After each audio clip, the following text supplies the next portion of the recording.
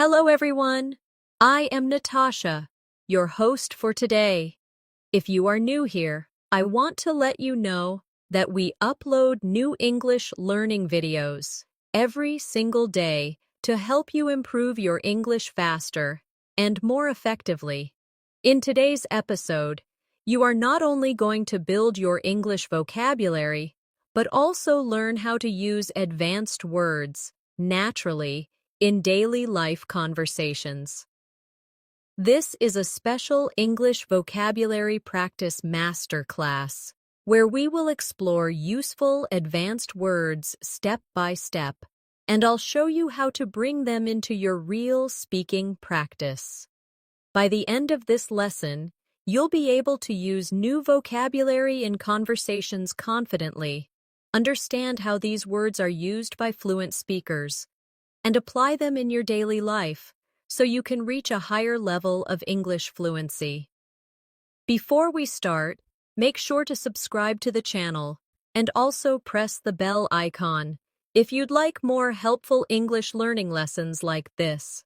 So, grab a pen and paper and let's get started. Now, let's begin with our first set of advanced words. The first word I want to introduce to you is meticulous. This word means showing great attention to detail, being very careful and precise.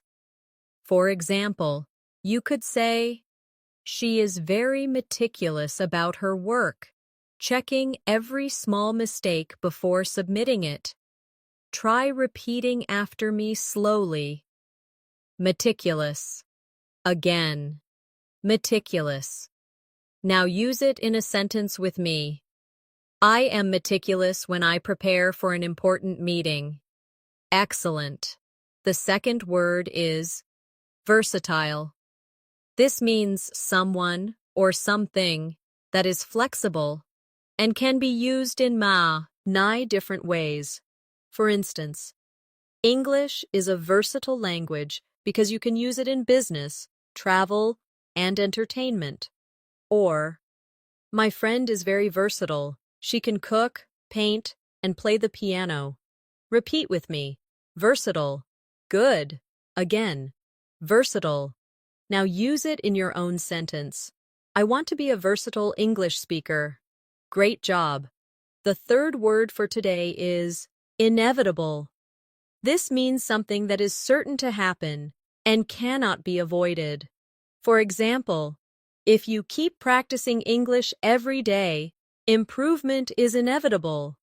Or, it was inevitable that technology would change the way we communicate. Say it with me. Inevitable. Once more, inevitable. Now, in a sentence. Making mistakes is inevitable when you learn a new language. Excellent practice. Let's pause here for a short reflection.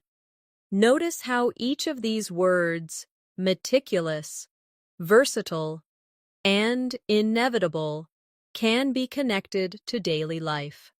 Think about your own life and try to use each of these words when describing something about yourself, your work, or your studies. The more personal your examples are, the easier it will be to remember them.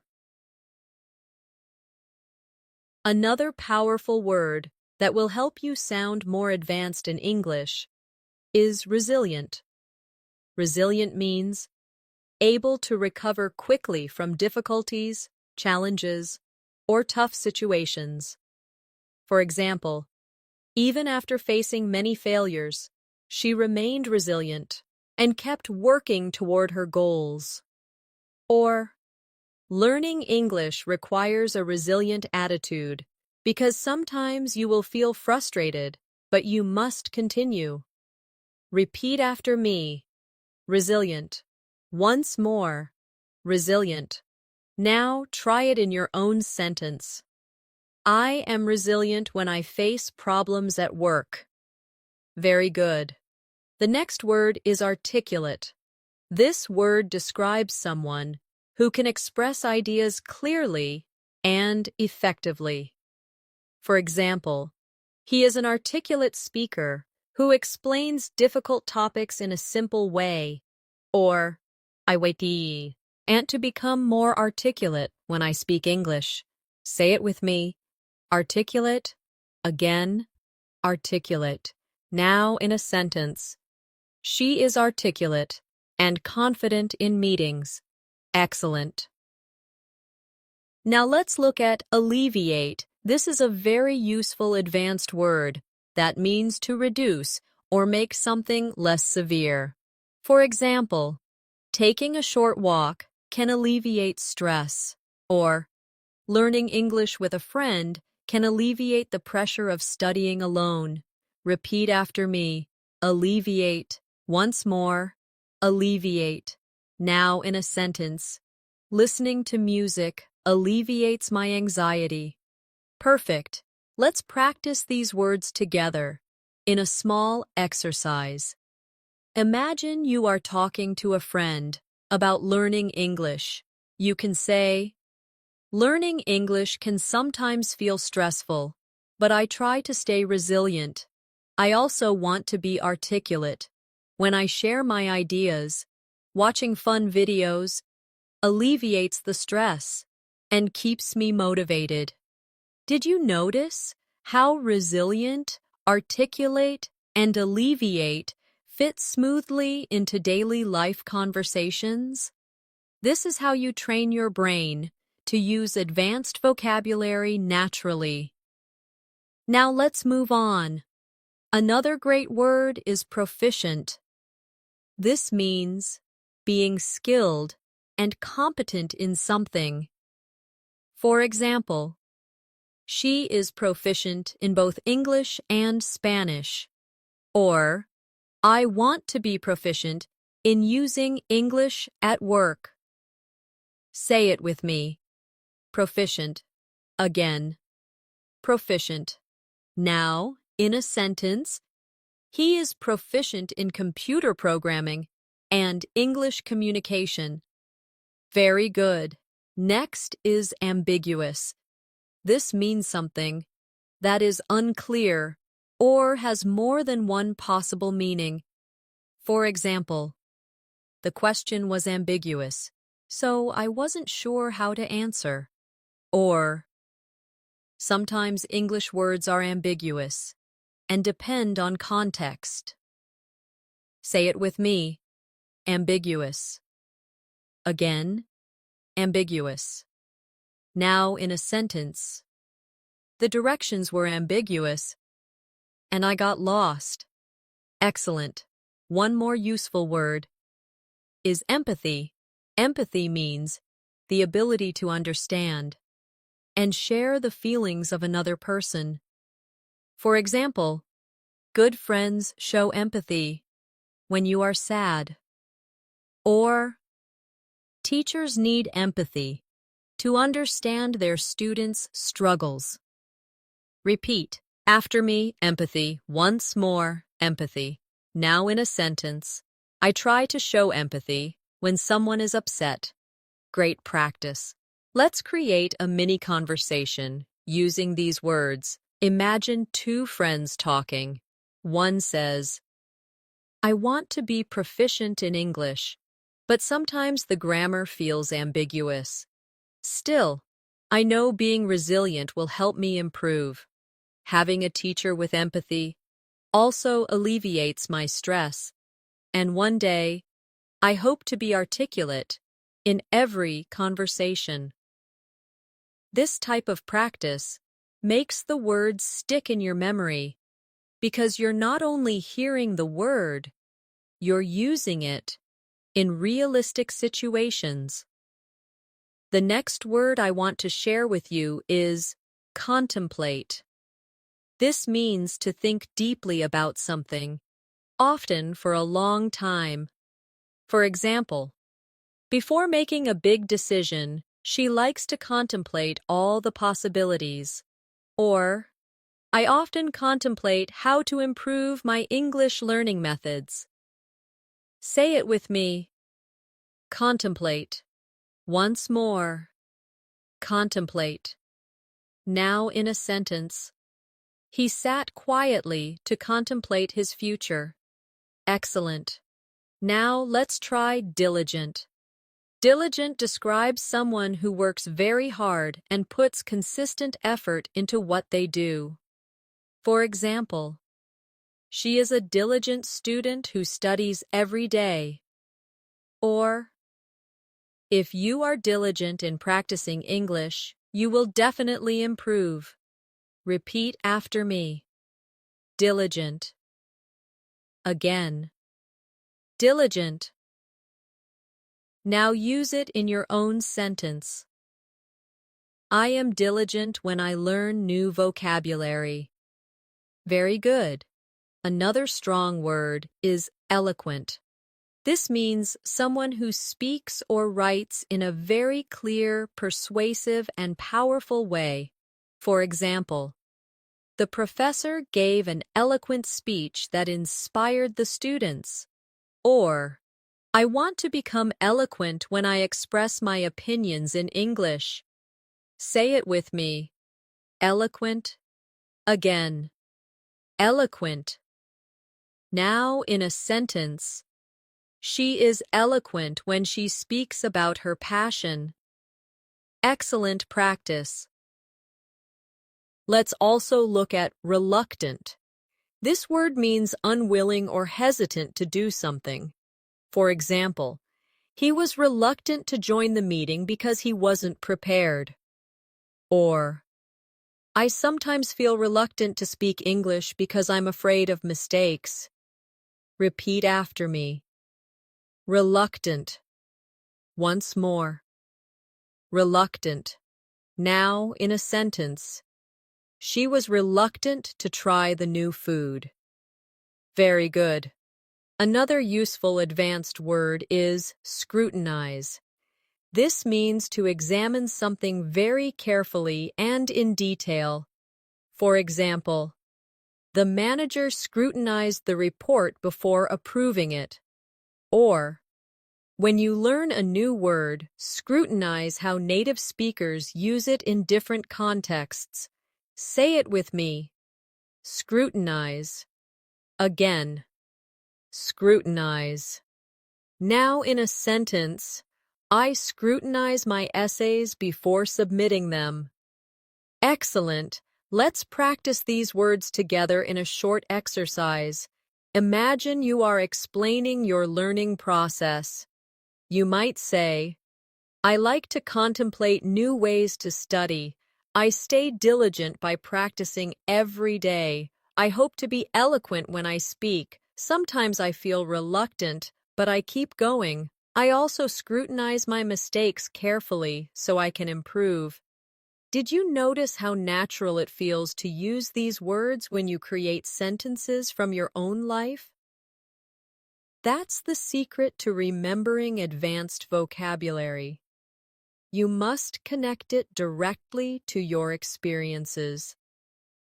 Now let's go further. Another advanced word is persevere. This means to continue trying even when things are difficult. For example, she had to persevere through many challenges to achieve success. Or, if you persevere in your English practice, you will definitely improve over time. Say it with me. Persevere. Again, persevere. Now, in a sentence, I will persevere even when English feels hard. Very good. Next is candid. This means being honest, open, and straightforward. For example, he was candid about his mistakes and wanted to improve. Or, I appreciate candid feedback because it helps me grow. Say it with me. Candid. Again. Candid. Now in a sentence. She gave a candid opinion about the project. Excellent. And another important one. Exuberant. This means full of energy, excitement, and enthusiasm. For example, the children were exuberant after winning the game. Or, she felt exuberant when she finally passed her English exam. Repeat after me. Exuberant. Once more. Exuberant. Now in a sentence. He was exuberant at the party. Wonderful. Here's a quick role-play practice. Imagine you are talking about your journey with English learning. You might say, I have to persevere every day, even when I feel reluctant. I try to be candid with myself about my weaknesses, and I stay exuberant because learning English brings me joy. This way, vocabulary practice feels more like real conversation and not just memorization. The next advanced word I want you to learn is astute.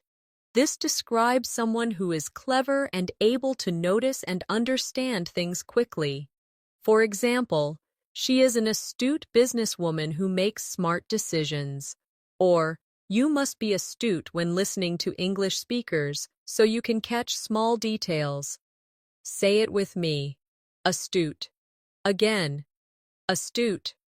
Now, in a sentence, he gave an astute observation during the discussion. Excellent. Now let's move to benevolent. This means kind, generous, and wanting to help others. For example, he was a benevolent teacher who always cared about his students. Or, speaking kindly to yourself is a benevolent habit when you are learning English. Repeat after me. Benevolent. Once more. Benevolent. Now in a sentence. The organization is benevolent and supports poor families. Wonderful. Another useful word is concur. This means to agree with someone or share the same opinion. For example, I concur with your idea about starting early. Or, most experts concur that practice is the key to fluency. Say it with me. Concur.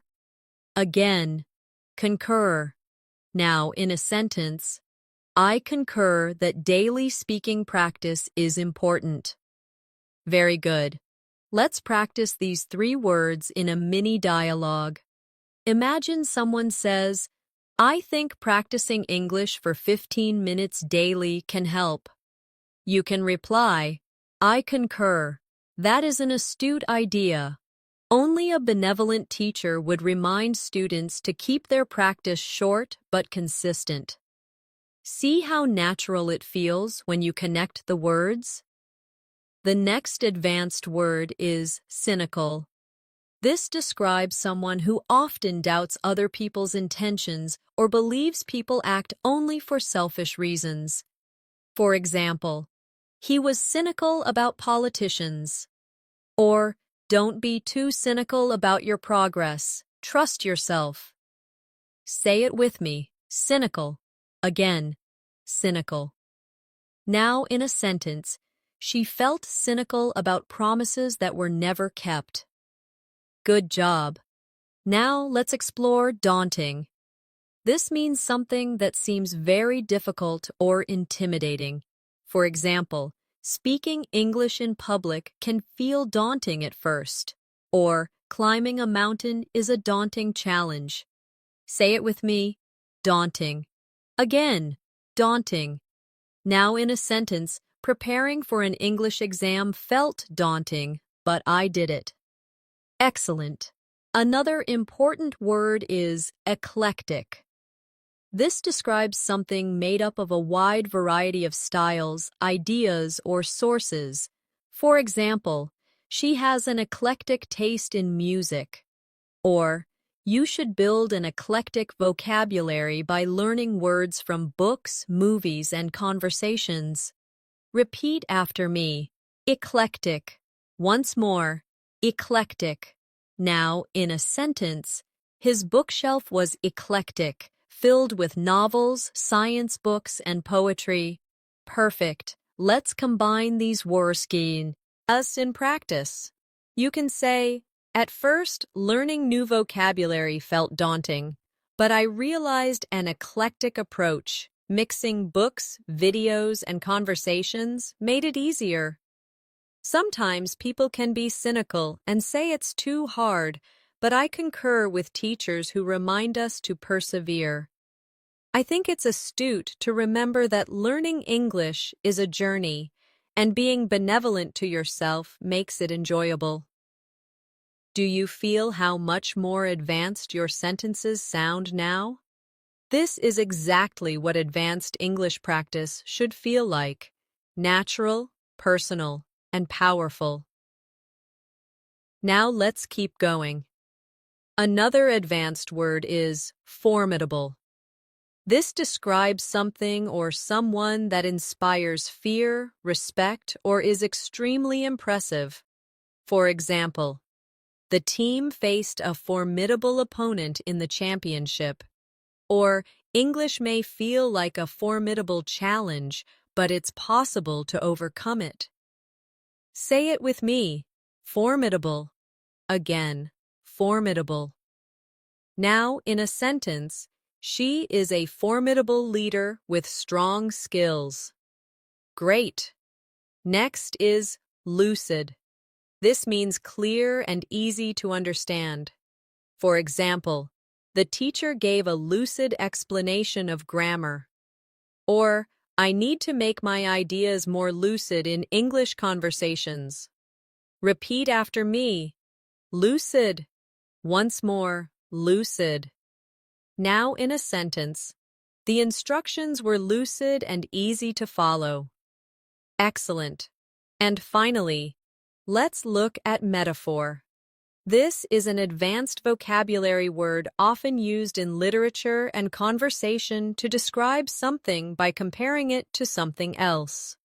For example, time is a thief is a metaphor, meaning time takes things away like a thief. Or, in English, we often use metaphors in daily conversation. Say it with me: metaphor. Again, metaphor. Now, in a sentence, the poet used a metaphor to describe love. Wonderful. Here's a short exercise. Learning English is a journey. Sometimes it feels daunting and formidable, but when teachers give lucid explanations, things become clear. Using metaphors makes English more beautiful and expressive. And when you add eclectic resources to your study, you will always find something new. The next word I want to introduce is notorious. This word means being famous for something negative or bad. For example, the street is notorious for traffic jams. Or, he is notorious for arriving late to meetings. Say it with me: notorious. Again, notorious. Now in a sentence, that restaurant is notorious for its slow service. Very good. Now let's learn plausible. This means something that seems reasonable or believable. For example, it's plausible that you can reach fluency if you practice daily. Or, her explanation was plausible, but I wasn't fully convinced. Repeat after me: plausible. Once more, plausible. Now, in a sentence, it's plausible that the train will be delayed. Excellent. Another advanced word is scrupulous. This describes someone who is very careful, honest, and does things with a strong sense of right and wrong. For example, the lawyer was scrupulous in her preparation. Or, be scrupulous when you check your English writing so you don't miss mistakes. Say it with me: scrupulous. Again, scrupulous. Now in a sentence, he is scrupulous about telling the truth. Great job. Let's also try tenacious. This means being very determined and not giving up easily. For example, she is tenacious in her studies, never missing a day. Or, to learn English fluently, you must be tenacious. Say it with me: tenacious. Again, tenacious. Now in a sentence, He is tenacious when it comes to solving problems. Wonderful. Now here's an important one. Vindicate.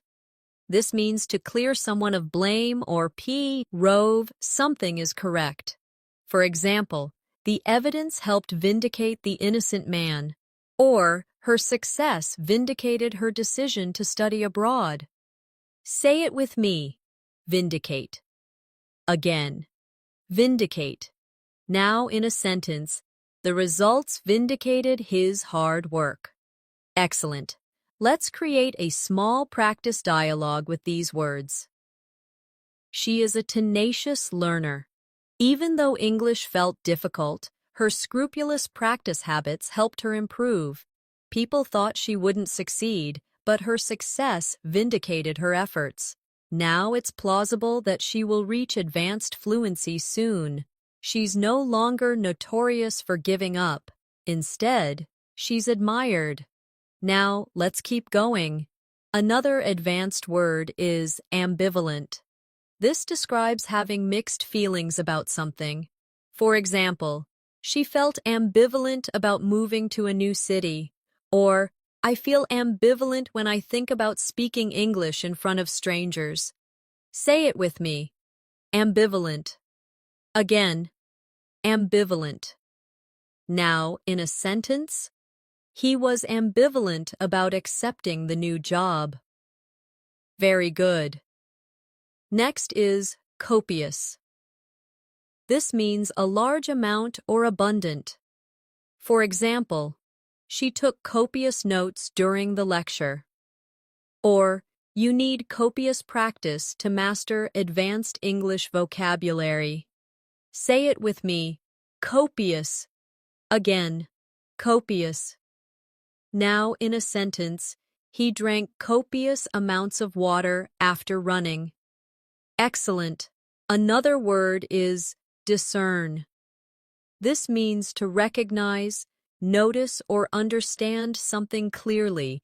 For example, I could discern a hint of sadness in her voice. Or, learners must discern the difference between similar English words. Say it with me. Discern. Again. Discern. Now, in a sentence, it's hard to discern the details from far away. Great practice. One more powerful word is ephemeral. This means something that lasts only a short time. For example, the beauty of a sunset is ephemeral. Or, motivation can be ephemeral if you don't build strong habits. Say it with me. Ephemeral. Again. Ephemeral. Now in a sentence, the excitement was ephemeral and soon faded away. Perfect. Here's a short, reflective exercise. Learning English requires tenacious effort. Motivation can be ephemeral, but diligent habits make it last. When you are scrupulous in practice, you can discern your progress. Sometimes you may feel ambivalent, but copious repetition will vindicate your efforts. Remember, success is always plausible if you stay consistent. The next advanced word I want you to practice is gregarious. This means someone who is very sociable and enjoys being around other people. For example, she is gregarious and loves to attend parties. Or, a gregarious personality can make learning English easier because you practice more with others. Say it with me. Gregarious. Again. Gregarious. Now, in a sentence, he is gregarious and makes friends quickly. Excellent. Now let's look at impeccable. This means perfect, without any faults or mistakes. For example, her English pronunciation is impeccable, or he always dresses with impeccable style. Repeat after me. Impeccable. Once more. Impeccable. Now, in a sentence, she gave an impeccable presentation at work. Very good. Another useful word is melancholy. This means a deep feeling of sadness, often without a clear reason. For example, he felt a sense of melancholy as he walked through the old town. Or, sometimes when I miss my hometown, I feel melancholy. Say it with me, melancholy. Again, melancholy. Now in a sentence, the song filled her with melancholy. Wonderful. Next, let's try novice. This describes someone who is new to a skill or activity. For example, she is still a novice at cooking. Or, when I first started English, I was a complete novice. Say it with me, novice. Again, novice. Now, in a sentence, I am no longer a novice in English speaking. Excellent. Another advanced word is obsolete. This means outdated, no longer in use, or unnecessary. For example, typewriters are now obsolete, or some old English expressions have become obsolete. Repeat after me. Obsolete. Once more, obsolete. Now, in a sentence, that technology is obsolete and rarely used today. Great job. Let's create a practice paragraph with these words. When I was a novice in English, I sometimes felt melancholy because I couldn't express myself. But I realized that with practice, my skills improved. Now my pronunciation is almost impeccable. I try to stay gregarious by joining group conversations. I also avoid using obsolete words and focus on the vocabulary people use today. Now, let's keep moving. Another word you should learn is paradox. A paradox is a situation or statement that seems contradictory but may still be true. For example, it's a paradox that the more we learn, the more we realize how little we know. Or, it feels like a paradox that speaking less sometimes communicates more. Say it with me, paradox. Again, paradox. Now, in a sentence, it's a paradox that silence can be powerful. Very good. Now let's practice quintessential. This means representing the perfect example of something. For example, he is the quintessential English gentleman, or tea is the quintessential British drink. Repeat after me. Quintessential. Once more. Quintessential. Now, in a sentence, she is the quintessential hard-working student. Excellent. Another strong word is ravenous. This means extremely hungry or having a strong desire for something. For example, after the long hike, I was ravenous.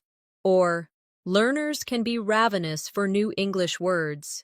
Say it with me, ravenous. Again, ravenous. Now, in a sentence, he was ravenous and ate 3 plates of food. Great. Next is scramble. This means to move quickly or to struggle to achieve something. For example, the students scrambled to finish their assignments. Or, I scrambled to find the right English word during the conversation. Say it with me. Scramble. Again, scramble. Now, in a sentence, we had to scramble to catch the bus.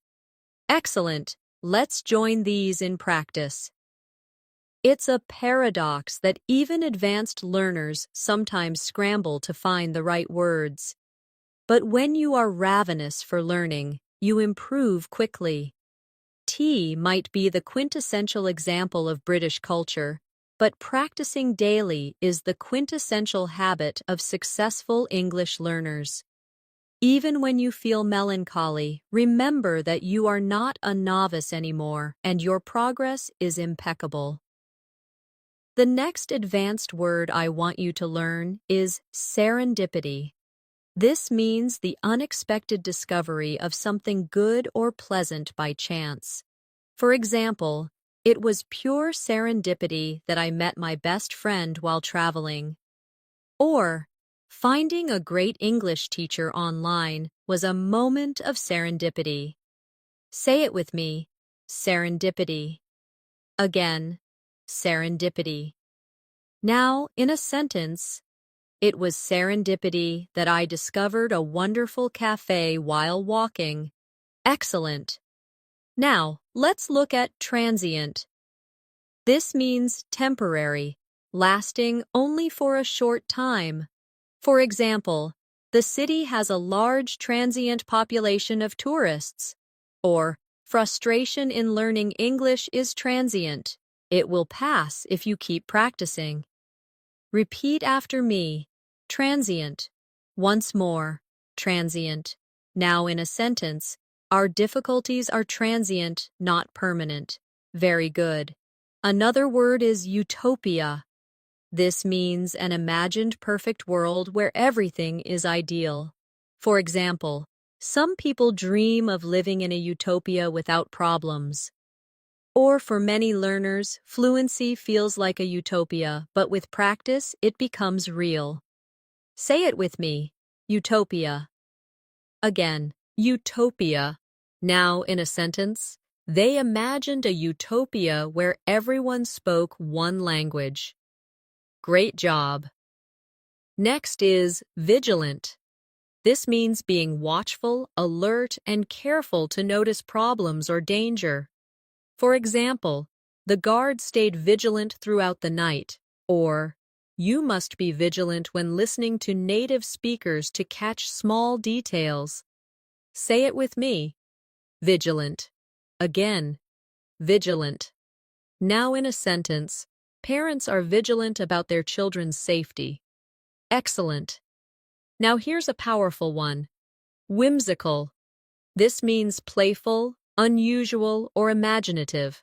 For example, the artist created whimsical paintings filled with bright colors. Or, sometimes children ask whimsical questions that make us smile. Repeat after me, whimsical. Once more, whimsical. Now in a sentence, she decorated her room in a whimsical style.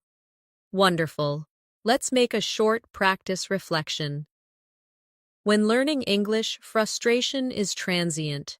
Sometimes serendipity helps you discover a new word in a book or movie. Staying vigilant ensures you notice details. Even whimsical exercises can bring fun into your practice. And little by little, fluency starts to feel less like a utopia and more like reality. Now let's move forward. Another advanced word is zealous. This means showing strong enthusiasm and passion for something. For example, he is zealous about helping others.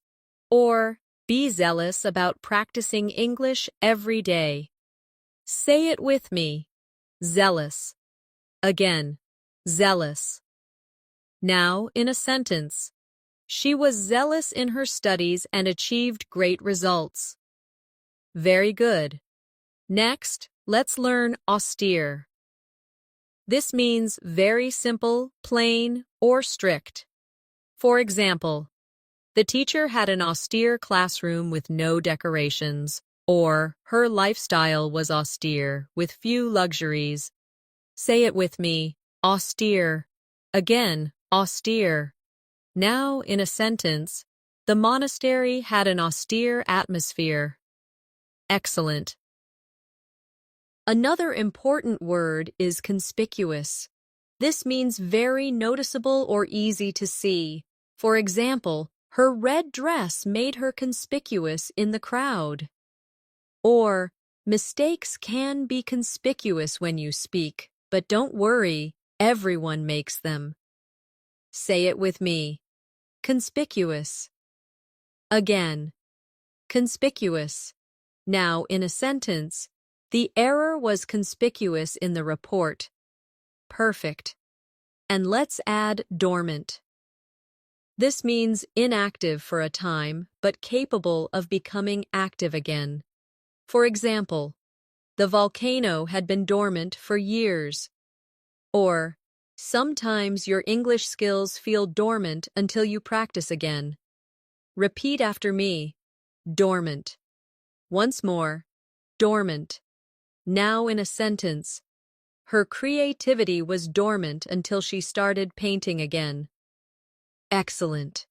Here's a practice exercise combining these words.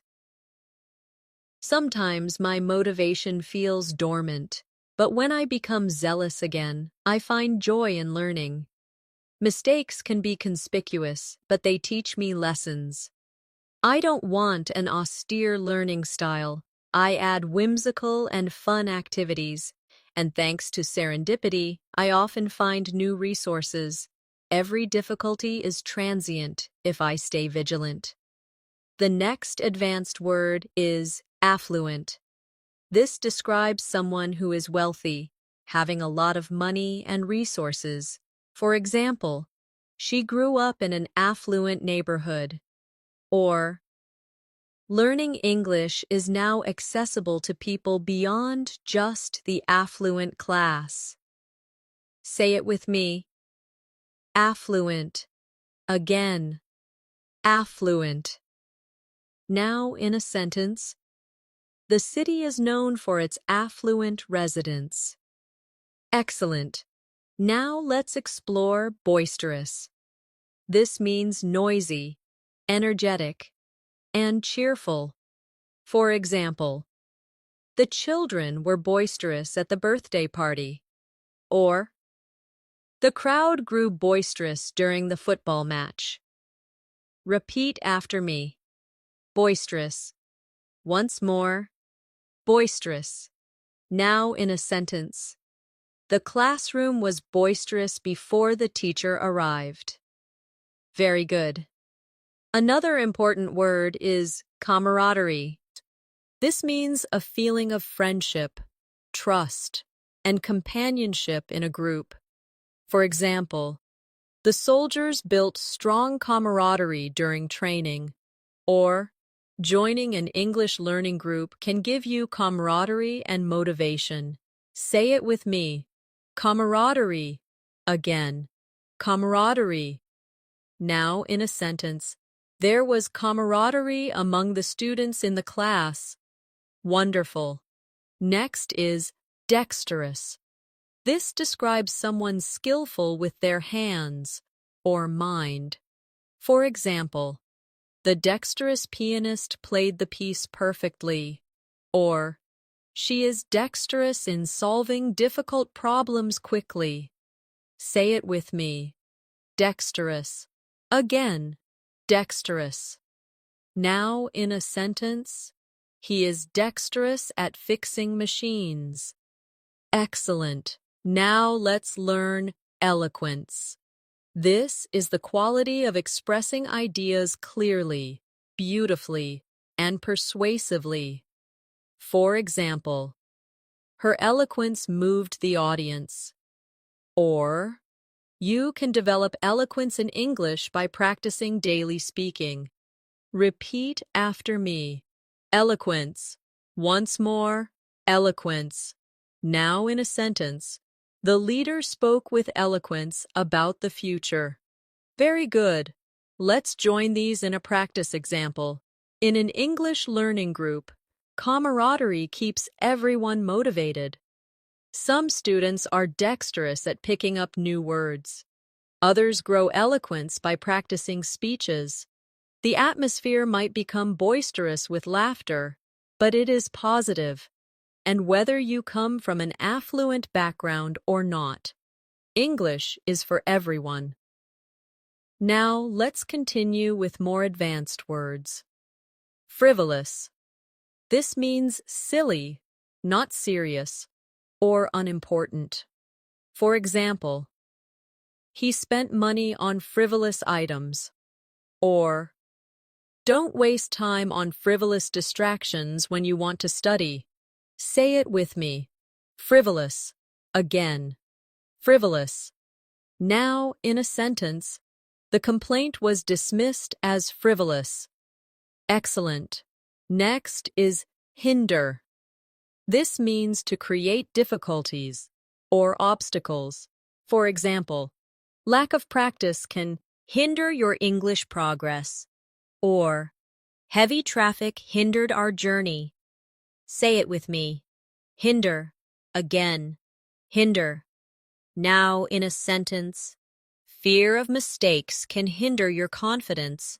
Great job. Another useful word is idiosyncrasy. This means a unique or unusual habit, feature, or way of behaving. For example, one of her idiosyncrasies is humming while she studies. Or, every learner has their own idiosyncrasies in how they practice English. Say it with me. Idiosyncrasy. Again.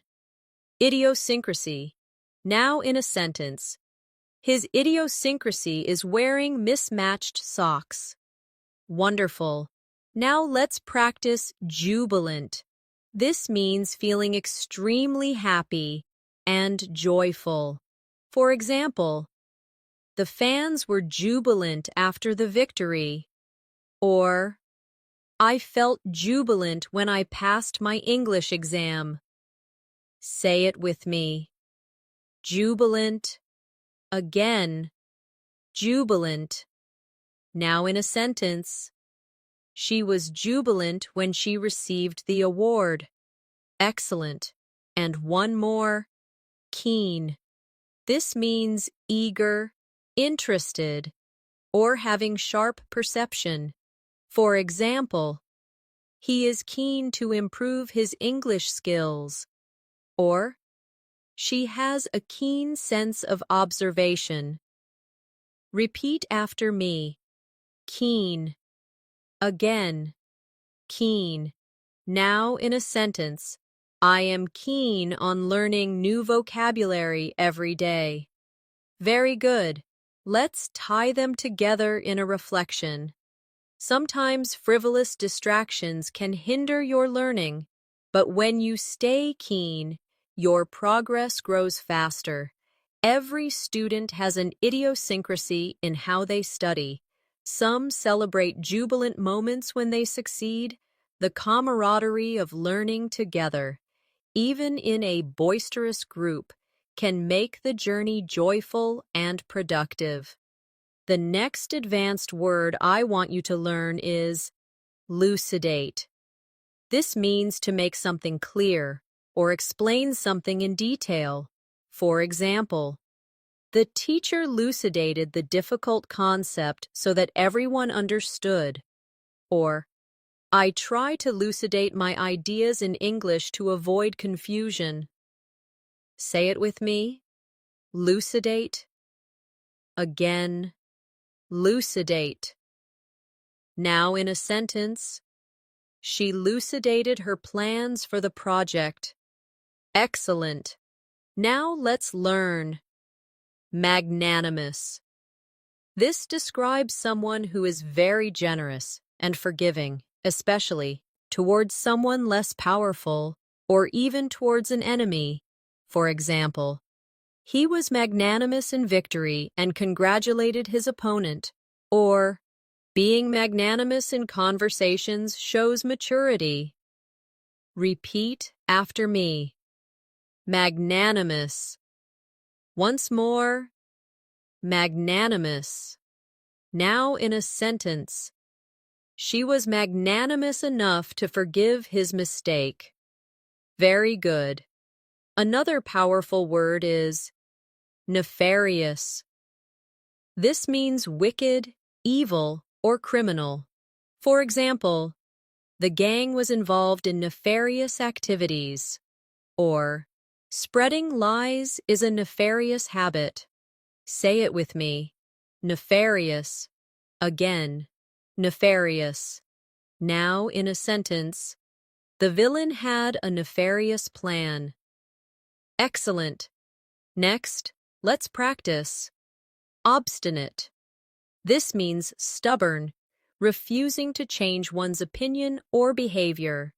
For example, he was obstinate and refused to listen to advice. Or, sometimes children can be obstinate when they don't want to study. Say it with me. Obstinate. Again. Obstinate. Now, in a sentence, she remained obstinate even when she was wrong. Wonderful. Another advanced word is pragmatic. This means dealing with things in a realistic, practical way, rather than an idealistic way. For example, she took a pragmatic approach to solving the problem. Or, when learning English, be pragmatic. Set realistic goals and work consistently. Say it with me. Pragmatic. Again. Pragmatic.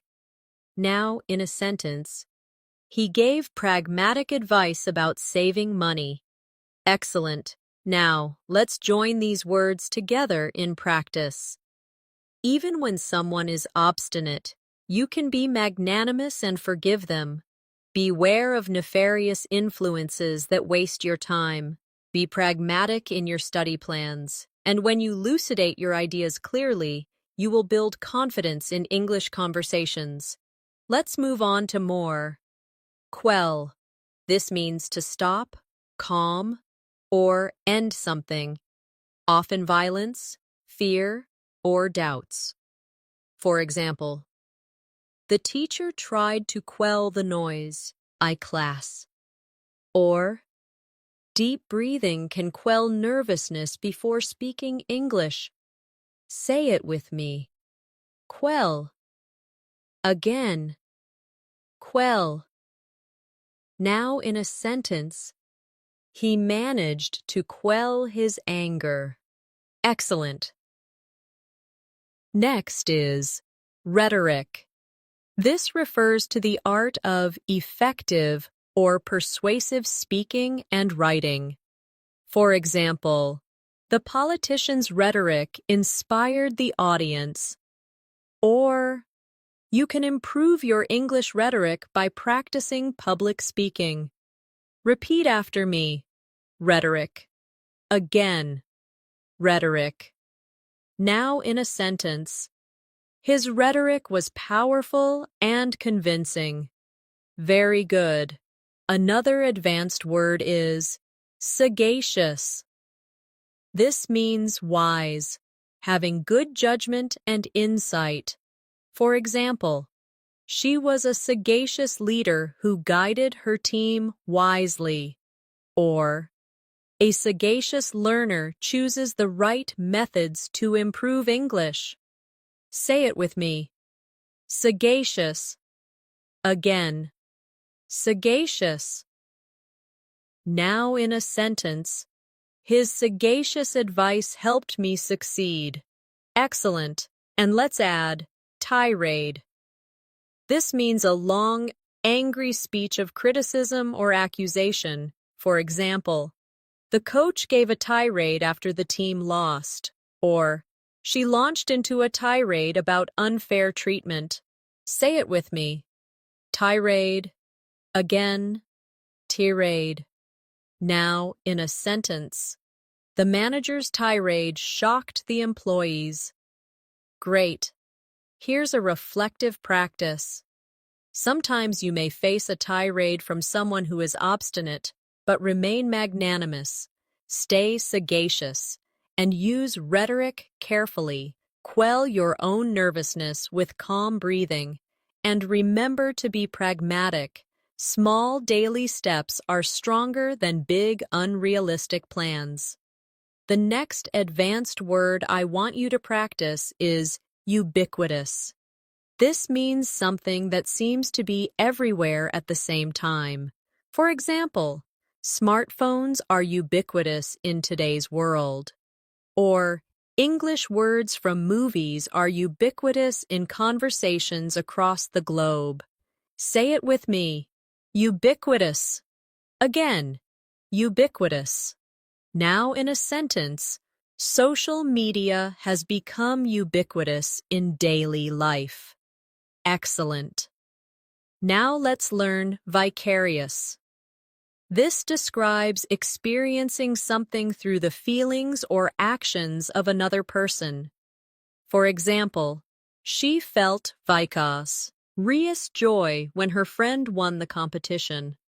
Or, watching movies in English gives you a vicarious experience of another culture. Repeat after me. Vicarious. Once more. Vicarious. Now, in a sentence, I lived vicariously through the characters in the book. Very good. Another powerful word is wary. This means being cautious or careful because you don't fully trust a situation. For example, he was wary of strangers, or be wary of false promises when choosing online courses. Say it with me. Wary. Again, wary.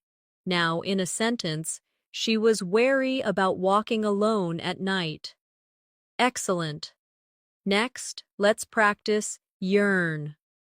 This means to have a strong desire or longing for something. For example, he yearned for freedom, or many learners yearn to speak English fluently. Say it with me. Yearn. Again, yearn. Now, in a sentence, I yearn for the day I can travel and speak confidently. Wonderful. Another advanced word is zenith. This means the highest point, peak, or most successful moment. For example, the empire reached its zenith in the 18th century, or when you achieve fluency, you feel at the zenith of your English journey. Say it with me. Zenith. Again, zenith. Now, in a sentence, the singer was at the zenith of her career. Excellent. Let's combine these words in practice. English has become ubiquitous across the world.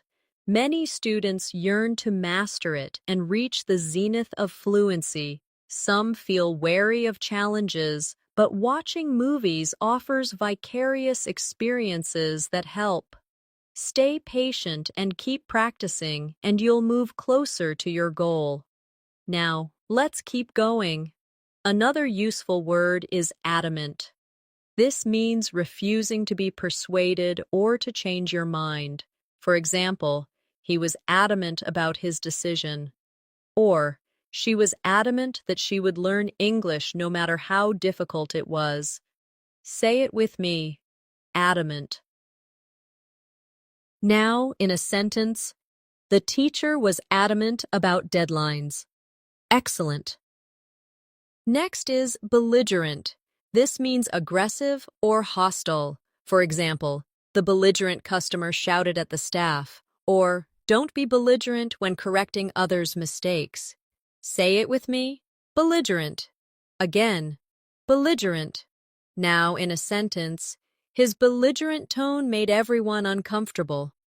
Very good. Another advanced word is candidness. This refers to being open, honest, and straightforward in expression. For example, I appreciated her candidness during the discussion. Or, candidness in feedback helps learners grow. Say it with me. Candidness. Again, candidness. Now, in a sentence, his candidness made the conversation refreshing. Wonderful. Now let's try detrimental. This means causing harm or damage. For example, smoking is detrimental to health, or lack of practice is detrimental to language learning. Say it with me. Detrimental. Again, detrimental. Now, in a sentence, negative thinking is detrimental to progress. Excellent. And finally, let's practice epiphany. This means a sudden realization or clear understanding of something. For example, she had an epiphany about how to solve the problem. Or, I had an epiphany that daily practice is the key to fluency. Say it with me. Epiphany. Again, epiphany. Now, in a sentence, he experienced an epiphany while reading the book. Perfect. Here's a short reflection exercise. Sometimes we yearn for progress and suddenly experience an epiphany about what works best. Be wary of detrimental habits and instead embrace candidness in your practice. Don't become belligerent with yourself when you make mistakes. Stay adamant about your goals, and one day you'll reach the zenith of your English journey. The next advanced word I want you to learn is feasible. This means possible, practical, or achievable. For example, it is feasible to learn 10 new words every woo. The plan was not feasible due to lack of resources. Say it with me. Feasible. Again. Feasible. Now in a sentence. Daily short practice is more feasible than studying for 5 hours once a week. Excellent. Now let's learn galvanize. This means to shock or inspire someone into action. For example, the speech galvanized the audience into working harder. Or, seeing progress can galvanize you to practice English even more. Repeat after me. Galvanize. Once more. Galvanize. Now in a sentence. Her teacher's words galvanized her to keep learning. Very good. Another useful word is harrowing. This means extremely distressing, upsetting, or disturbing. For example, it was a harrowing experience to be lost in the forest.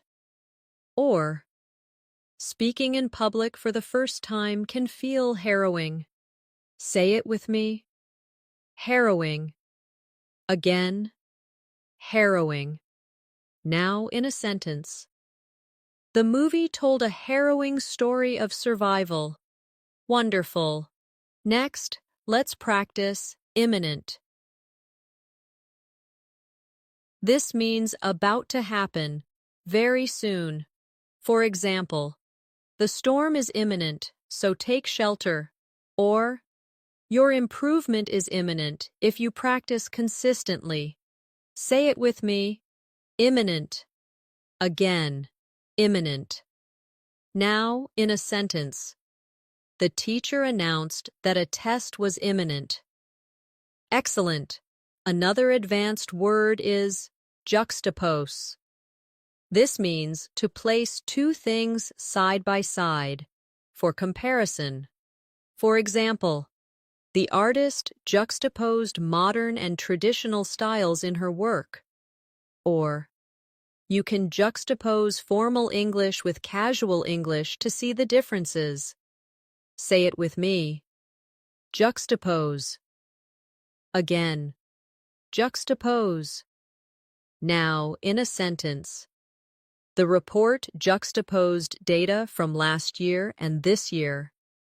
Great. Let's use these words in practice. At first, speaking in English felt harrowing, but then I realized small steps were feasible. The teacher's encouragement galvanized me to try. Improvement was imminent once I created a good routine. And when I juxtaposed my old recordings with new ones, I could clearly hear progress. Now let's continue. Another advanced word is kinetic. This relates to movement or energy. For example, the dancer's performance was full of kinetic energy. Or, speaking practice gives kinetic energy to your English learning. Say it with me. Kinetic. Again. Kinetic. Now in a sentence. The child's kinetic energy filled the playground. Excellent. Next is lethargic. This means feeling tired, sluggish, or lacking energy. For example, after the long day, she felt lethargic. Or, sometimes learners feel lethargic, but even 5 minutes of practice helps. Say it with me. lethargic. Again, lethargic. Now in a sentence, I felt lethargic after staying up all night. Very good. Another advanced word is metamorphosis. This means a complete change or transformation. For example, the caterpillar undergoes metamorphosis to become a butterfly. Or, your English skills can go through metamorphosis with practice. Say it with me. Metamorphosis. Again, metamorphosis. Now in a sentence, her confidence went through a metamorphosis after joining the course. Wonderful. Now let's practice nuance. This means a small difference or subtle detail in meaning, expression, or tone. For example, there are nuances in English pronunciation that learners must notice. Or, the actor delivered the line with nuance. Say it with me. Nuance. Again. Nuance. Now in a sentence, understanding cultural nuances helps you sound natural in English. Excellent. And one more. Ornate. This means highly decorated or detailed. For example, the palace was filled with ornate furniture, or she used ornate language in her essay. Say it with me. Ornate. Again. Ornate. Now in a sentence, the church had ornate carvings on the walls. Perfect. Here's a quick reflection using all these words. Learning English can feel like a harrowing challenge. But improvement is imminent with consistent effort. Even when you feel lethargic, try to add kinetic energy to your practice. Your skills will go through a metamorphosis. Notice the nuances of English expressions. And don't get lost in ornate words that are not used in daily life. Instead, focus on feasible goals that galvanize your motivation. The next advanced word I want you to learn is paragon. This means a perfect example of a particular quality. For example, she is a paragon of kindness. Or, he became a paragon of patience while helping his classmates. Say it with me, paragon. Again, paragon.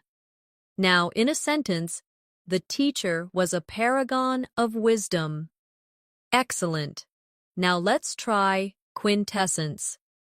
This means the purest, most perfect example of something. For example, he is the quintessence of a professional, or practice is the quintessence of learning English. Repeat after me, quintessence. Again, quintessence. Now, in a sentence, the painting is the quintessence of beauty. Very good. Another useful word is relinquish. This means to give up or let go of something. For example, he had to relinquish control of the company. Or, don't relinquish your dream of fluency. Say it with me. Relinquish. Again. Relinquish. Now, in a sentence, she decided to relinquish her seat to the older passenger. Wonderful. Next, let's learn stoic. This means someone who can endure pain or hardship without showing feelings or complaining. For example, he remained stoic during the difficult times. Or, a stoic attitude helps learners push through mistakes. Say it with me. Stoic. Again, stoic. Now in a sentence, she stayed stoic even when criticized. Excellent. Another advanced word is tenuous. This means weak, uncertain, or fragile. For example, the connection between the two ideas was tenuous. Say it with me. Tenuous. Again, tenuous. Now in a sentence, the evidence was tenuous and not convincing. Perfect. Now let's practice with a reflection. At first, my confidence in English was tenuous, but I refused to relinquish my goal. I stayed stoic even when I made mistakes. Over time, practice became the quintessence of my progress, and now I hope to be a paragon of fluency for others. Now let's continue with more. Unprecedented. This means never done or known before without previous example. For example, the team achieved unprecedented success, or online learning has grown at an unprecedented rate. Say it with me. Unprecedented. Again, unprecedented. Now, in a sentence, the company faced unprecedented challenges. Excellent. Next is viable. This means capable of working successfully, practical. For example, daily practice is a viable method to learn English, or the plan was not financially viable. Repeat after me. Viable. Again, viable. Now in a sentence, this idea is viable and worth trying. Very good. Another word is withstand. This means to resist or survive something difficult. For example, the building can withstand earthquakes. Or, you must withstand the frustration of mistakes to improve. Say it with me. Withstand. Again, withstand. Now, in a sentence, he can withstand pressure at work. Wonderful. Now let's try zeal. This means great energy or passion in pursuit of something. For example, she studied with zeal, or bring zeal into your English practice. Say it with me. Zeal. Again. Zeal. Now in a sentence, he showed great zeal in helping others. Excellent. And one more advanced word here. Aloof. This means distant, not friendly or emotionally detached. For example, she seemed aloof at the party. Or, some people stay aloof because they lack confidence in English. Say it with me. Aloof. Again, aloof. Now in a sentence. He remained aloof during the meeting. Great. Let's practice wit and these together. Sometimes learners seem aloof because they fear making mistakes, but with zeal, they can withstand difficulties. Small, viable steps lead to success. The progress you achieve may feel unprecedented. Don't relinquish your goal. Stay stoic, stay strong, and soon you'll be the paragon of fluency. The next advanced word is brevity. This means using few words to express something clearly and effectively. For example, the speaker impressed the audience with the brevity of his explanation. Or, in English, brevity is useful when giving clear answers. Say it with me. Brevity. Again. Brevity. Now in a sentence, her message had power because of its brevity. Excellent. Now let's learn conundrum. This means a difficult problem or puzzle. For example, the mystery presented a real conundrum for the detective. Or, choosing the right word in English can feel like a conundrum. Repeat after me. Conundrum. Again. Conundrum. Now, in a sentence, I faced a conundrum about which option to choose. Very good. Another useful word is detract.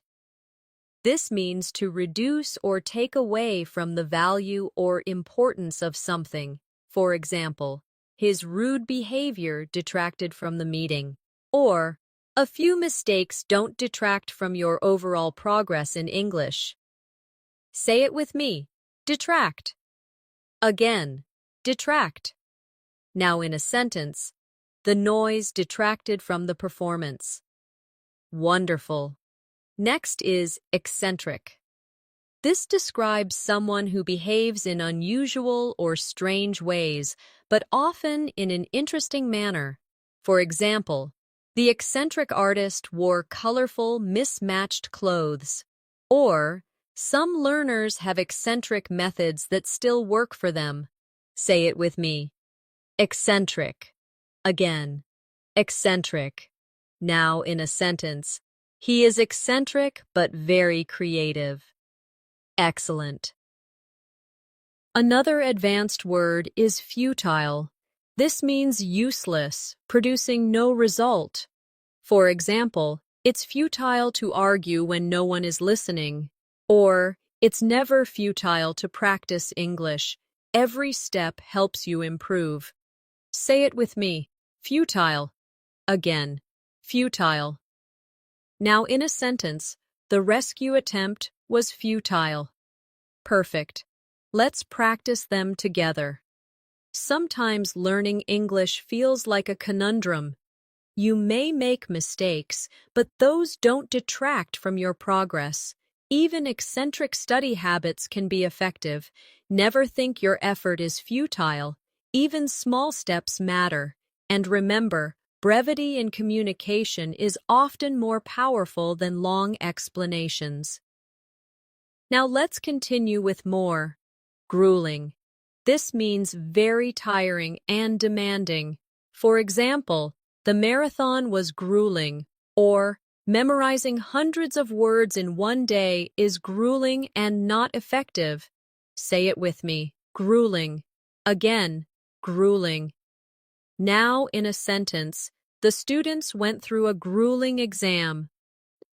Excellent. Next is hubris. This means excessive pride or arrogance. For example, his hubris led to his downfall. Or, avoid hubris. Stay humble in your English learning journey. Repeat after me. Hubris. Again, hubris.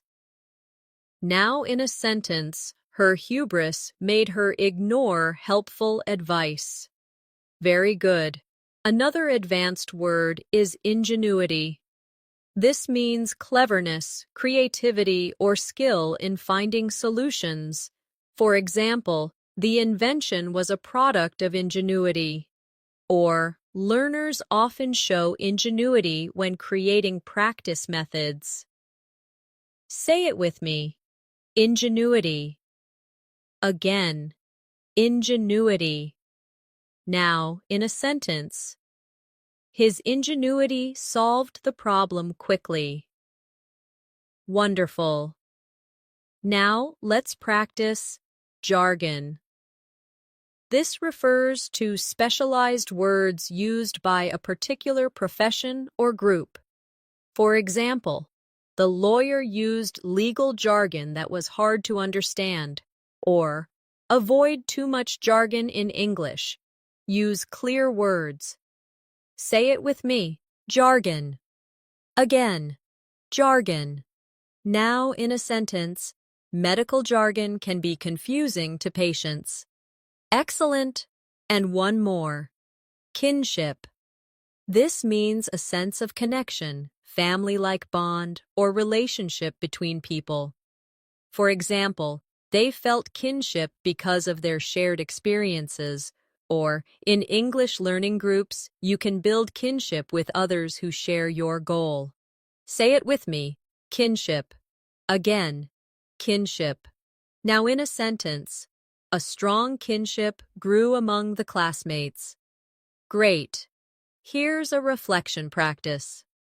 English can sometimes feel like a grueling challenge, but use your ingenuity to find fun ways of practicing. Avoid hubris and accept help from others. Build kinship with fellow learners. Be careful not to get lost in jargon and focus instead on clarity.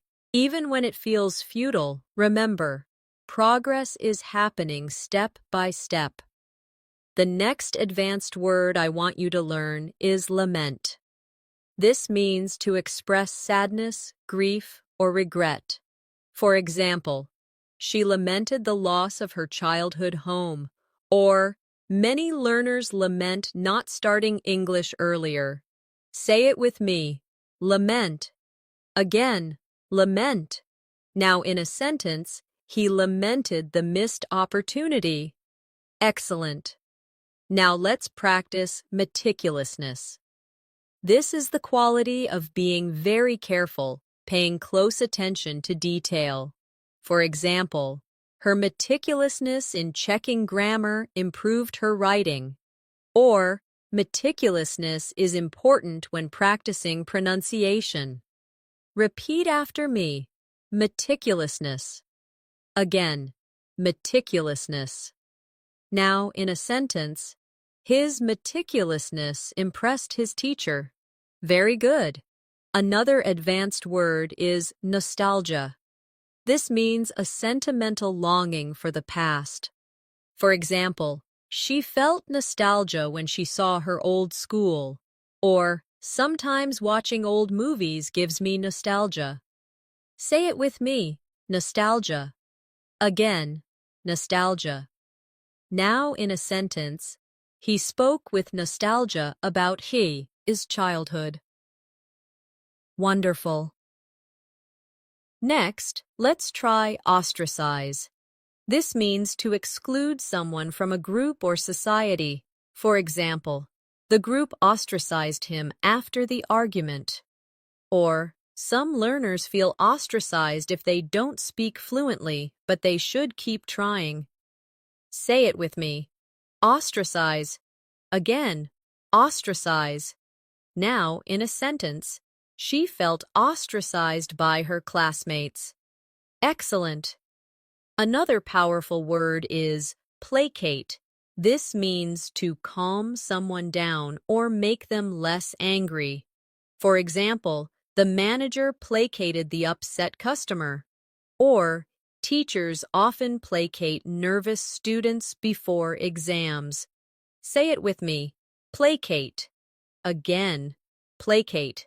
Now in a sentence, he placated his friend after the misunderstanding. Great. Let's practice them together in reflection. Sometimes learners lament their mistakes, but meticulousness helps them improve. Nostalgia may remind you of past struggles, but never let it make you sad. Don't ostracize yourself by avoiding practice. Instead, placate your fears and move forward. Now, let's continue. Quell. This means to put an end to something or to calm emotions. For example, the teacher quelled the noisy class. Or, breathing deeply can quell your nerves before speaking English. Say it with me. Quell. Again, quell. Now, in a sentence, he managed to quell his anger. Excellent. Next is revere. This means to deeply respect or admire someone or something. For example, the students revered their wise teacher. Or, many people revere great writers for their words. Repeat after me. Revere. Again, revere. Now in a sentence, she was revered for her kindness. Very good. Another advanced word is substantiate. This means to provide evidence to support something. For example, the lawyer substantiated his claim with proof. Or, always substantiate your arguments in English writing. Say it with me. Substantiate. Again, substantiate. Now in a sentence, he substantiated his opinion with facts. Wonderful. Now let's try tangible. This means something real, concrete, and touchable. For example, The progress was tangible after months of study. Or, writing notes gives you tangible results. Say it with me. Tangible. Again, tangible. Now, in a sentence, the success brought tangible benefits. Excellent. And one more advanced word here. Vindictive. This describes someone who wants revenge or holds a grudge. For example, he had a vindictive attitude toward his rival. Or, don't be vindictive toward yourself for small mistakes. Say it with me. Vindictive. Again, vindictive. Now in a sentence, she was vindictive after the betrayal. Great. Here's a mini reflection with these words. When learning, always substantiate your knowledge with practice. Celebrate tangible results. Revere your teachers and mentors for their guidance. Quell your nervousness and avoid being vindictive toward yourself or others. And remember, meticulousness will make you stronger every day. The next advanced word is wistful. This means having a gentle sadness or longing for something. For example, she gave a wistful smile when she remembered her childhood. Or, sometimes I feel wistful when I think about moments I missed. Say it with me. Wistful. Again, wistful. Now in a sentence, he looked wistful as he watched the sunset. Excellent. Now let's practice altruistic. This describes someone who is selfless and cares for others without expecting anything in return. For example, her altruistic nature made her volunteer every weekend. Or, being altruistic creates kindness in communities. Repeat after me. Altruistic. Again, altruistic. Now in a sentence, he was altruistic, always putting others before himself. Very good. Another advanced word is bellwether. This means something or someone that shows the direction of future trends. For example, the company's success became a bellwether for the entire industry. Or, technology often serves as a bellwether of social change. Say it with me. Bellwether. Again, bellwether. Now in a sentence. This project was the bellwether of their new approach. Wonderful. Next is circumspect. This means being cautious, careful, and considering risks before acting. For example, he was circumspect in making investments. Or, be circumspect when choosing who to practice English with online. Say it with me. Circumspect. Again, circumspect. Now in a sentence, she was circumspect about revealing personal details. Excellent. Another powerful word is dormant. This means inactive for a time, but capable of becoming active later. For example, the seeds lay dormant in the soil until spring. Or, your English skills may feel dormant, but practice will awaken them. Say it with me. Dormant. Again, dormant. Now in a sentence, the volcano had been dormant for decades. Great. Let's tie these together in practice. Sometimes your skills lie dormant, but with altruistic friends helping you, you feel stronger. A bellwether of progress is when you begin to think in English. Stay circumspect in choosing study resources, and if you ever feel wistful, use that feeling to motivate your learning. Now let's keep going. Ephemeral. This means lasting for only a short time. For example, the rainbow was ephemeral, disappearing in minutes. Or, motivation can be ephemeral if not supported by habits. Say it with me. Ephemeral. Again, ephemeral. Now, in a sentence, happiness from shopping is ephemeral. Excellent. Next is fortitude. This means courage and strength in facing difficulties. For example, she showed great fortitude during the crisis. Or, learning English requires fortitude and patience. Repeat after me. Fortitude. Again. Fortitude. Now, in a sentence, he faced the challenge with fortitude. Very good.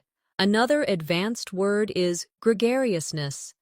This is the quality of enjoying being social and friendly. For example, her gregariousness made her popular. Or, gregariousness helps English learners practice more often. Say it with me. Gregariousness.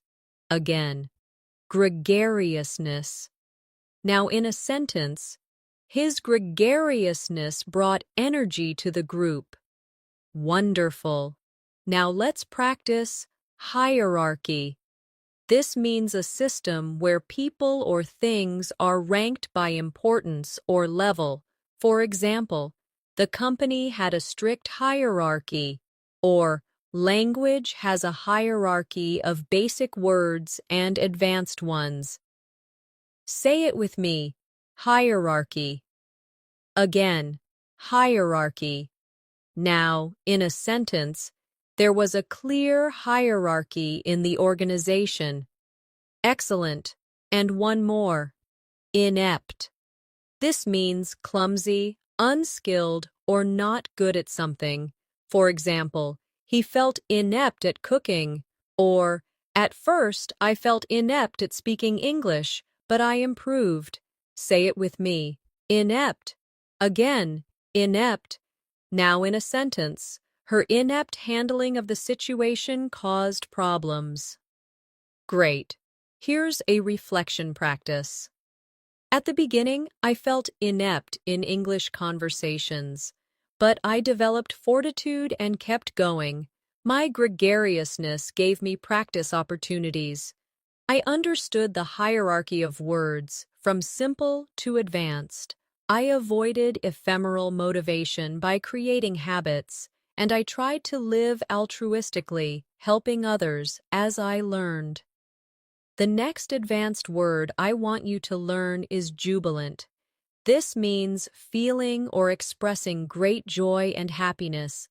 For example, the team was jubilant after their victory, or I felt jubilant when I finally spoke English confidently. Say it with me. Jubilant. Again, jubilant. Now, she was jubilant when she passed the exam. Excellent. Now let's try kinetic. This relates to movement or energy in motion.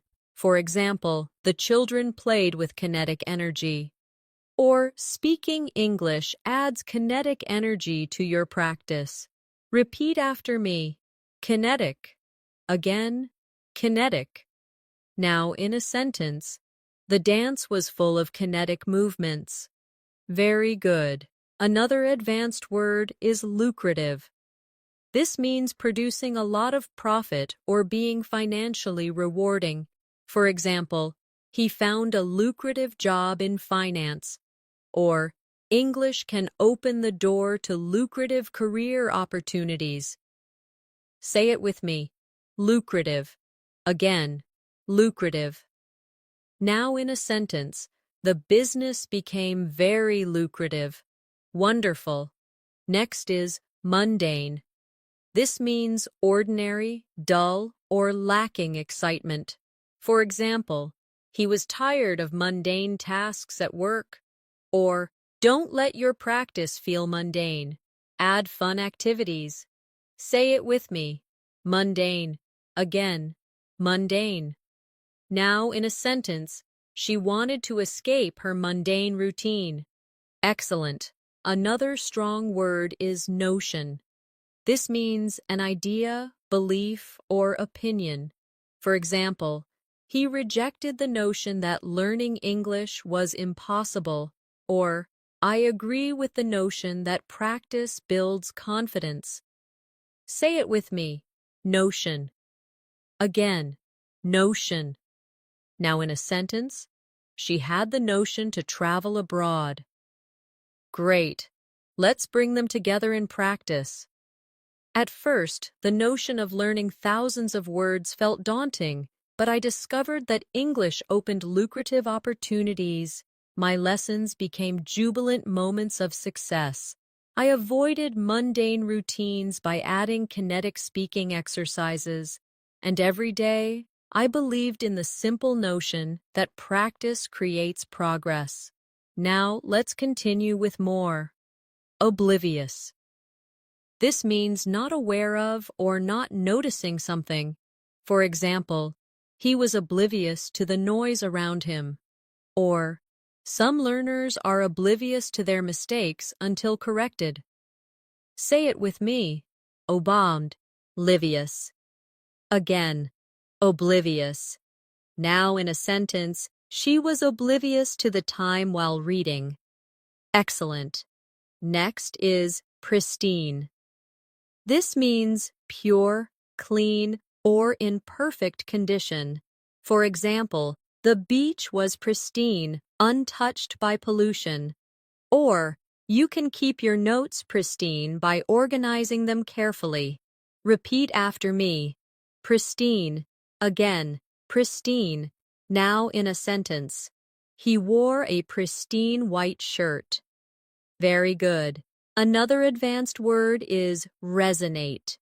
This means to produce a strong emotional effect or to echo. For example, the speech resonated with the audience, or some English phrases resonate with me and I remember them easily. Say it with me. Resonate. Again, resonate. Now, in a sentence, her words resonated with everyone in the room. Wonderful. Now let's try scrutiny. This means careful examination or observation.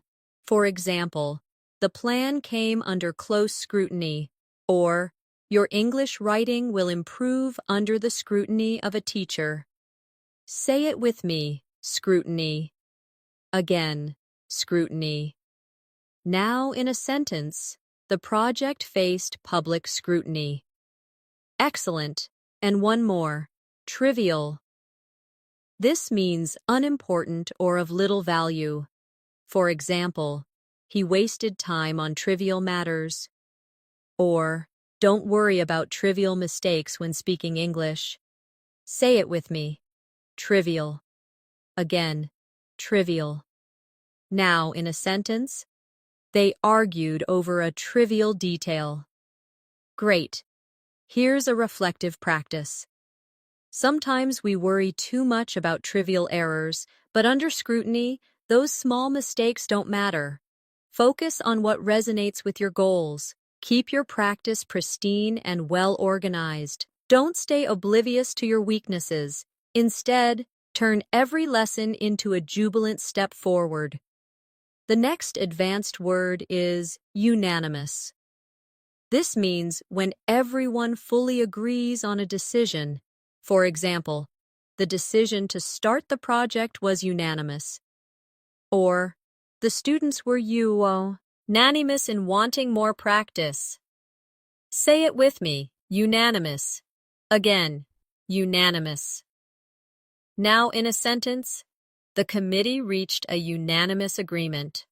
Excellent. Now let's practice voracious. This means having a huge appetite, either for food or for knowledge.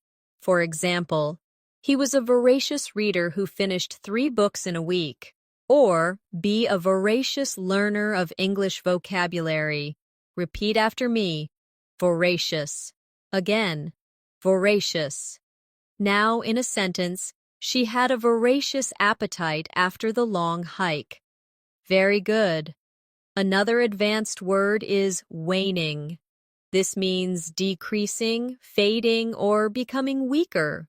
For example, the moon is waning tonight, or her interest in the subject was waning. Say it with me. Waning. Again, waning.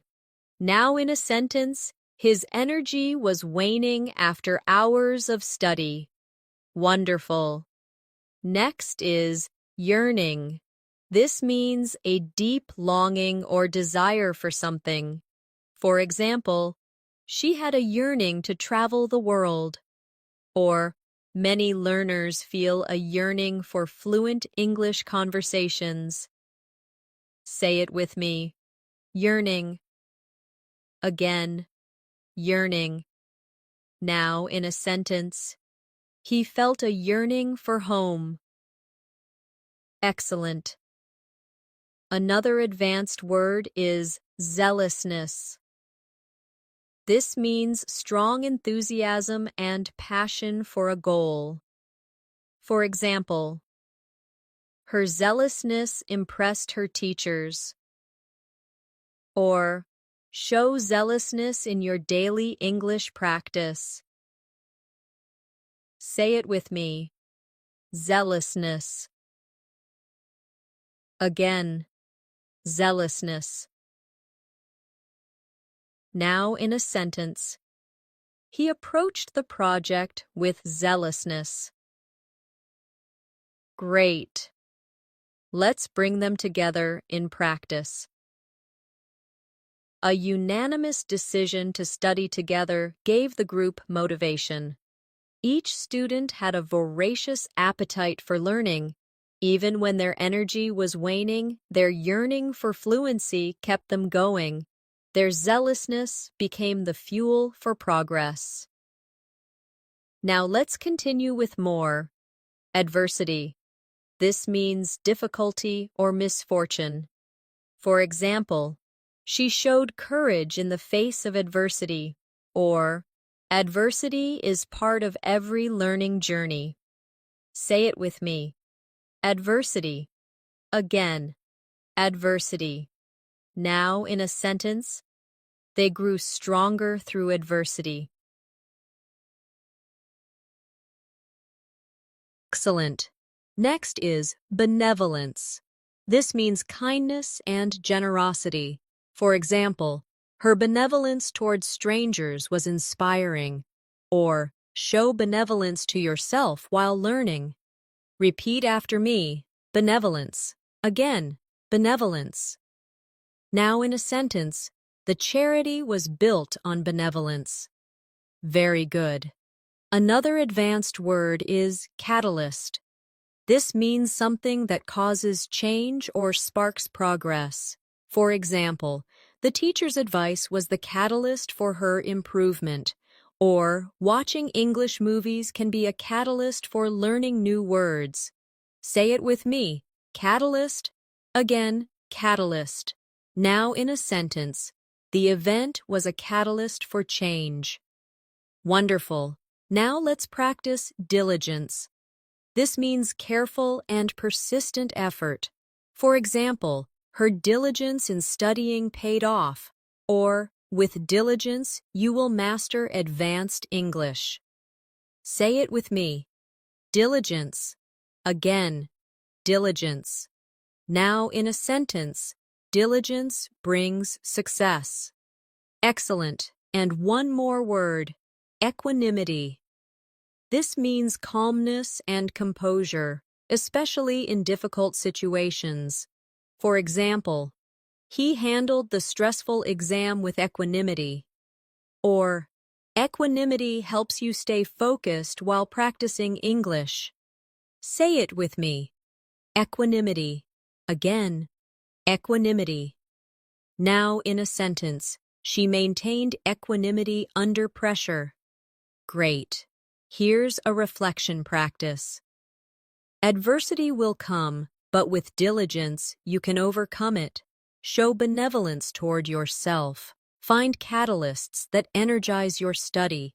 Even when energy is waning, equanimity keeps you calm. Stay zealous, stay strong, and keep that yearning alive. The next advanced word is formidable. This means inspiring fear, respect, or admiration because of size, strength, or skill. For example, the mountain was a formidable challenge. Or, Speaking to native speakers may feel formidable at first. Say it with me. Formidable. Again. Now in a sentence.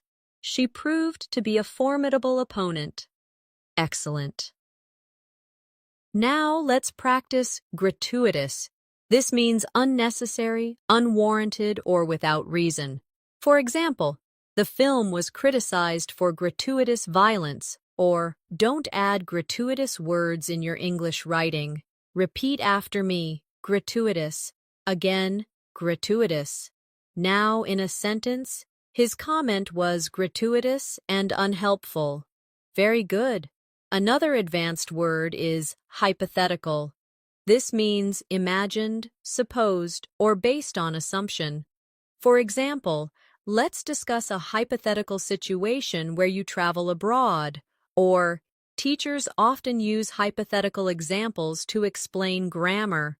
Say it with me. Hypothetical. Again, hypothetical. Now in a sentence, she gave a hypothetical example to illustrate her point. Wonderful. Next is inevitable. This means certain to happen, unavoidable. For example, it is inevitable that practice leads to improvement. Or, mistakes are inevitable when learning.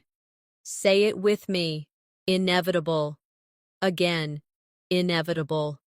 Now in a sentence, change is inevitable. Excellent. Another advanced word is juxtaposition. This means placing two things close together for comparison or effect. For example, the artist used juxtaposition of colors to create contrast. Or in English, the juxtaposition of formal and informal words teaches context. Say it with me, juxtaposition. Again, juxtaposition. Now, in a sentence, the essay used juxtaposition to highlight the differences. Great. Let's join them together in reflection. At first, English may feel like a formidable challenge. Mistakes are inevitable, but avoid adding gratuitous worry. Teachers may use hypothetical examples and juxtaposition of ideas to help you see patterns. Each step is moving you closer to success. Now let's keep building. Lucid. This means clear and easy to understand. For example, the explanation was lucid and simple. Or, aim to give lucid answers in Eng. Lish. Say it with me. Lucid. Again. Lucid. Now in a sentence, his writing was lucid and engaging. Excellent. Next is malevolent. This means having or showing a wish to harm others. For example, the villain had a malevolent smile. Or, avoid malevolent thoughts toward yourself when you make errors. Repeat after me. Malevolent. Again, malevolent. Now in a sentence, she felt a malevolent presence in the story. Very good. Another word is novel. This means new, original, or unusual. For example, she proposed a novel solution to the problem. Or, using songs to learn English is a novel method. Say it with me. Novel. Again. Novel. Now in a sentence. The scientist introduced a novel approach. Wonderful. Now let's try omnipresent. This means present everywhere at the same time. For example, technology feels omnipresent in modern life, or English is omnipresent across the internet. Say it with me. Omnipresent. Again, omnipresent. Now in a sentence, the company's logo was omnipresent at the event. Excellent. And one more here. Perseverance. This means continued effort despite difficulties. For example, she succeeded through perseverance. Or, perseverance is the secret to English fluency. Say it with me. Perseverance.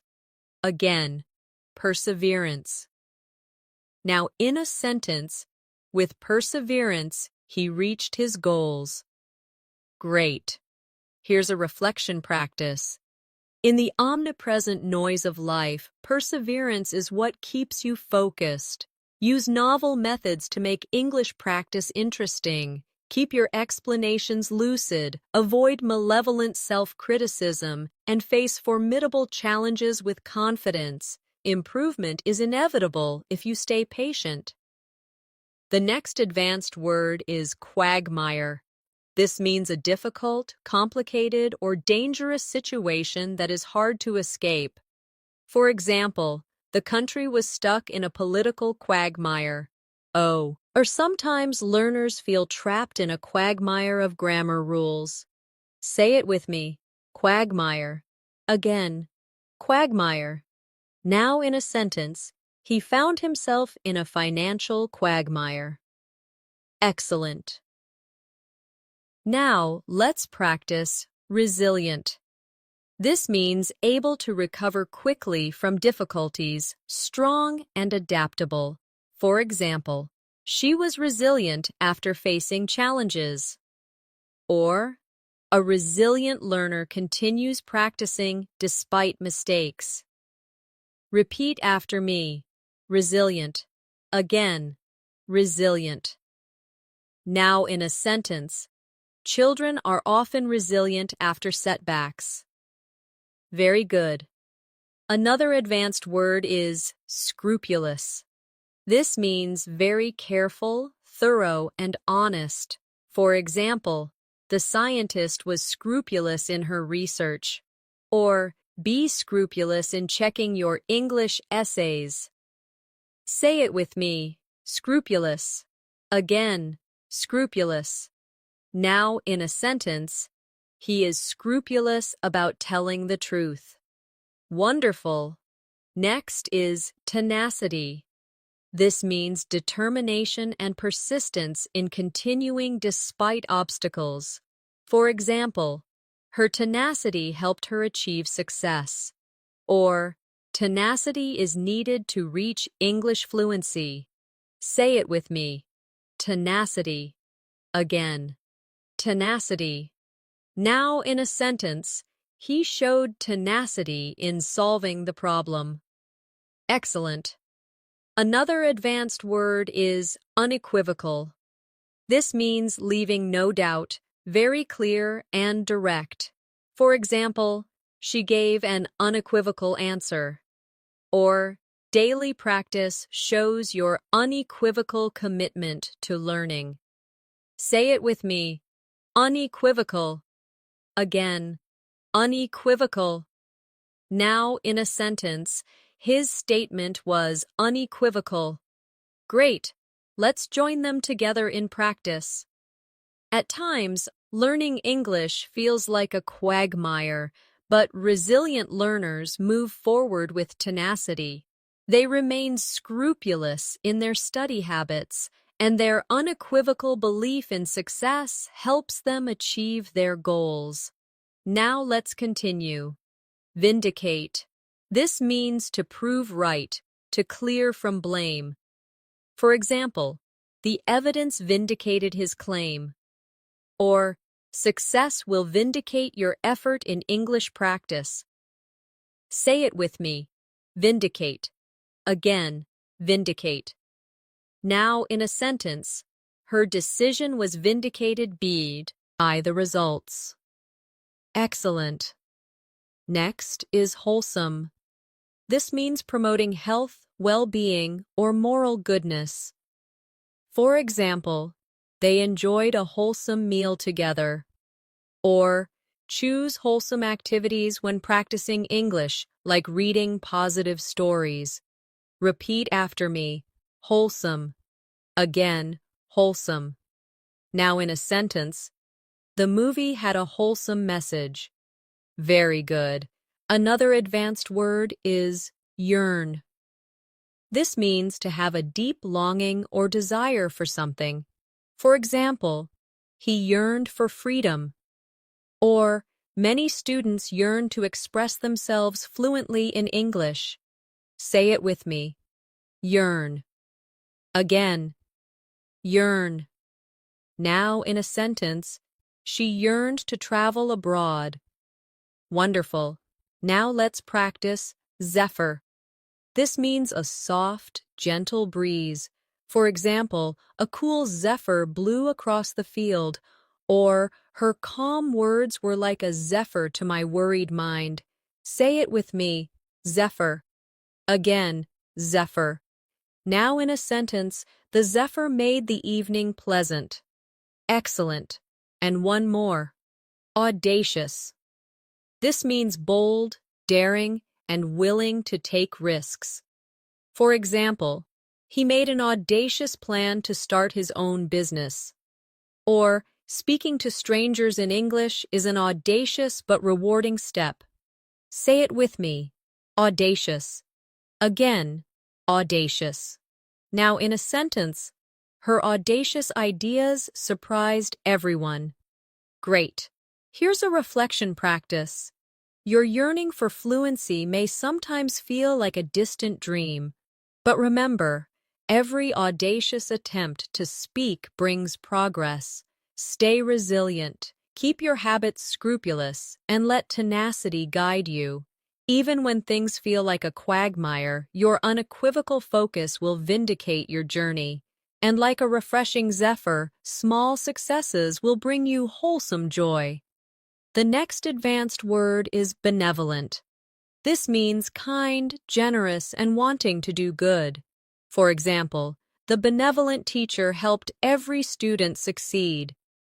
Or, a benevolent attitude toward yourself makes learning easier. Say it with me. Benevolent. Again, benevolent. Now in a sentence, the charity was started by a benevolent woman. Excellent. Now let's practice cathartic. This means providing relief from strong emotions, often by expressing them. For example, crying can be a cathartic experience, or speaking freely in English can feel cathartic. Repeat after me. Cathartic. Again, cathartic. Now, in a sentence, writing in my journal felt cathartic. Very good. Another advanced word is discernment. This means the ability to judge well and make wise decisions. For example, she showed great discernment in choosing her words. Or, learners need discernment when selecting study materials. Say it with me. Discernment. Again, discernment. Now in a sentence, his discernment helped him avoid mistakes. Wonderful. Next is epitome. This means the perfect example of something. For example, she is the epitome of grace. Or, a dedicated student is the epitome of success. Say it with me. Epitome. Again, epitome. Now in a sentence, he was the epitome of confidence. Excellent. Another advanced word is fluctuate. This means to change, rise, or fall irregularly. For example, her motivation fluctuates depending on her mood, or confidence may fluctuate, but practice makes it stable. Say it with me. Fluctuate. Again, fluctuate. Now in a sentence, prices fluctuate every season. Great. And one more. Holistic. This means considering the whole system rather than just parts. For example, she takes a holistic approach to health, or take a holistic approach to learning English by balancing listening, speaking, reading, and writing. Say it with me. Holistic. And again, holistic. Now, in a sentence, we need a holistic view of the problem. Excellent. Here's one last reflection practice. Your progress may fluctuate, but perseverance will carry you through. With discernment, you can choose the right path. Show benevolence to yourself and let English practice be cathartic, releasing your fears. Be the epitome of dedication and take a holistic approach to reach true fluency. And now, we've come to the end of this Advanced English Vocabulary Masterclass. Today, you and I explored a vast collection of powerful words together, practicing their meanings, examples, and daily life sentences. Step by step, you've seen how advanced vocabulary transforms your communication, making you sound more fluent, confident, and expressive.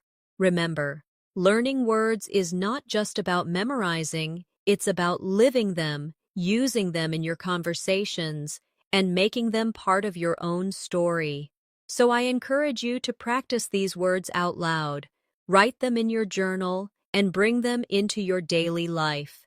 Because every new word you master is a tool that shapes your fluency and strengthens your English voice. Thank you so much for joining me in this lesson. If you found this helpful, don't forget to subscribe to the channel and press the bell icon so you never miss another episode. And please share this video with friends who want to grow their English skills too. Stay consistent, stay confident, and always keep moving toward your goals. This is Natasha, and I'll see you in the next lesson. Until then, keep practicing, keep learning, and keep shining.